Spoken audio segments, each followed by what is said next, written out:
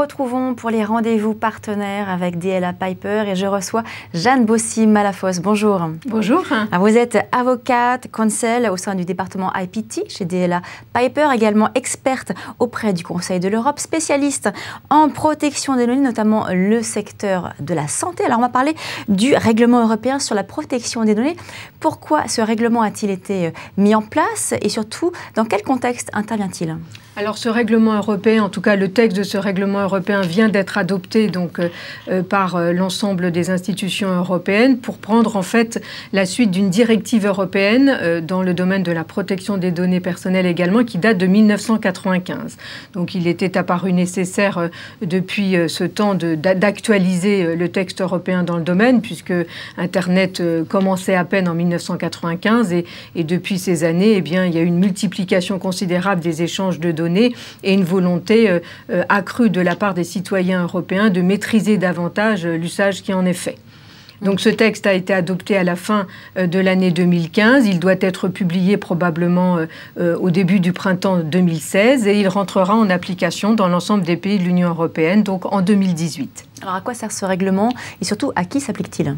Alors ce règlement donc va concerner la protection des données personnelles, c'est-à-dire de toutes les données qui permettent d'identifier des individus dès lors qu'elles sont structurées et formalisées dans des fichiers automatisés ou manuels.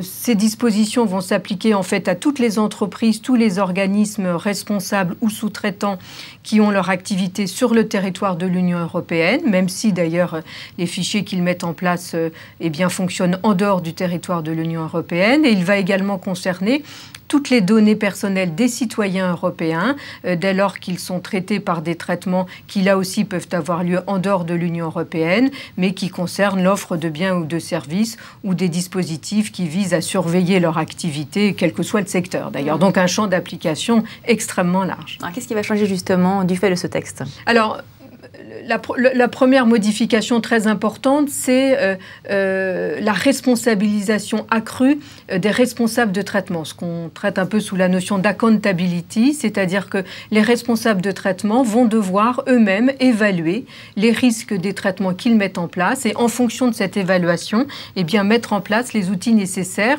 pour assurer la préservation des libertés individuelles et la vie privée des individus. Donc ça se traduit à la fois par une quasi-suppression des formalités préalables qui existaient jusqu'à présent, qui, il est vrai, dans beaucoup de secteurs n'ont plus beaucoup de sens aujourd'hui, parce qu'il était un peu vain de la part des autorités de protection des données de vouloir contrôler tous les fichiers tellement il y en a aujourd'hui.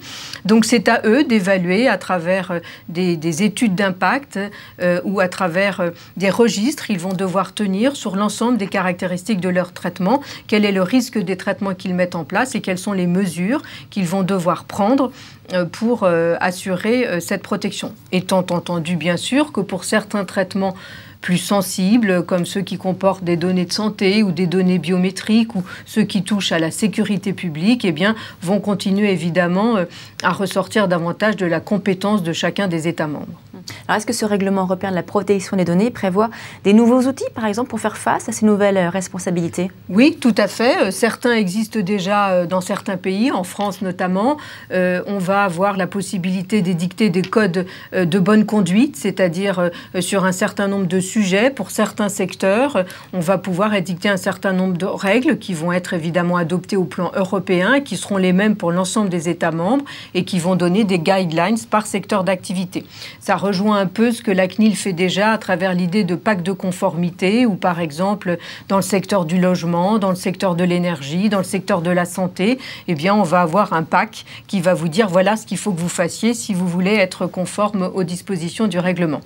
Il y aura la possibilité aussi d'édicter des certifications ou des labels, là aussi, qui vont pouvoir être édictés par des organismes habilités pour ce faire par type de traitement ou par type d'activité. Et il va surtout y avoir un changement essentiel par rapport à aujourd'hui, qui resitue bien que ce règlement est européen. C'est le principe du one-stop shop, c'est-à-dire qu'aujourd'hui, en principe, quand un établissement développe ses traitements dans l'ensemble des pays de l'Union européenne, il doit satisfaire à ses obligations auprès de chaque autorité de protection des données. Demain, il pourra en choisir une sur la base de critères qui restent à définir, mais qui sont très liés évidemment au lieu d'activité de ces traitements.